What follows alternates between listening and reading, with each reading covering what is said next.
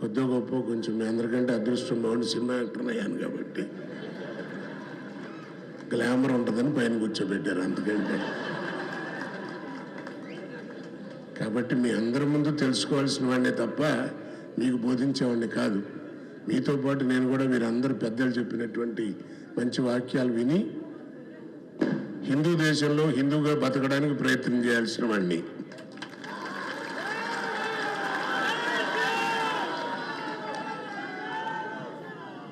పెద్ద ఇదేం కాదు కానండి, నాకు తెలిసిన చిన్న మాట, ఈ ప్రభుత్వం అనవసరంగా ఊరికే హిందూయిజం మీద అంటుంది.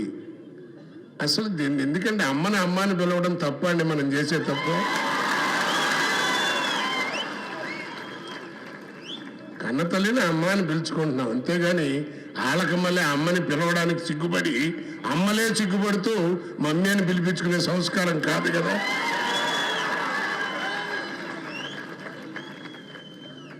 అసలు ఏంటి హిందుత్వం, దీని గురించి హిందూయిజం మీద ఎందుకు ఇంత రిబల్ చేస్తున్నారు నాకు అర్థం కాదు.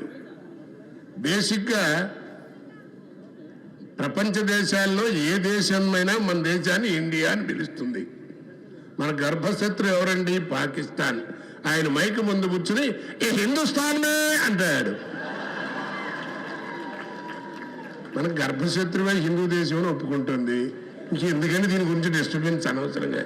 పిచ్చోళ్ళు కాదు, పిచ్చి మాటలు కాదు. రెండు, ఈ హిందూయిజాన్ని నశించాలి, హిందూయిజం ఉగ్రవాదం అని అనేటువంటి వీళ్ళే పైన పరిపాలిస్తూ వారి స్పీచ్ అంతా అయిన తర్వాత జై హింద్ అంటాడు. అదేంటో నాకు అర్థం కాదు.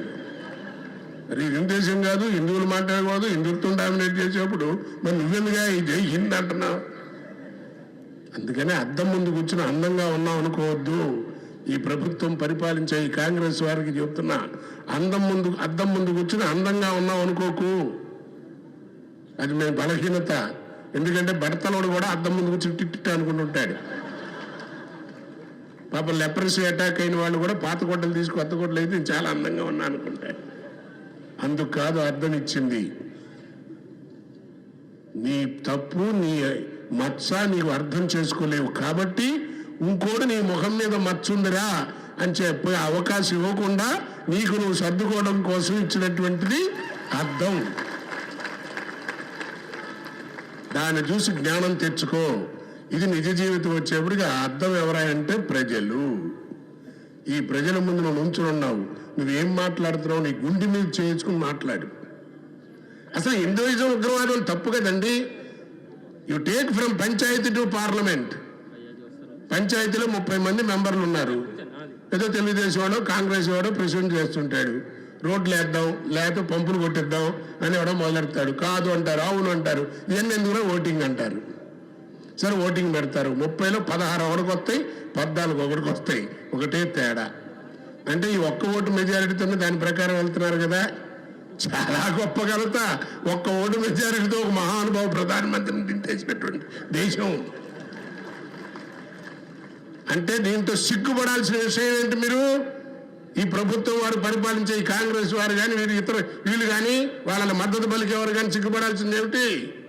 తెలుసుకోండి, మన దేశ రాజ్యాంగమే మెజారిటీని ఫాలో అవుతోంది.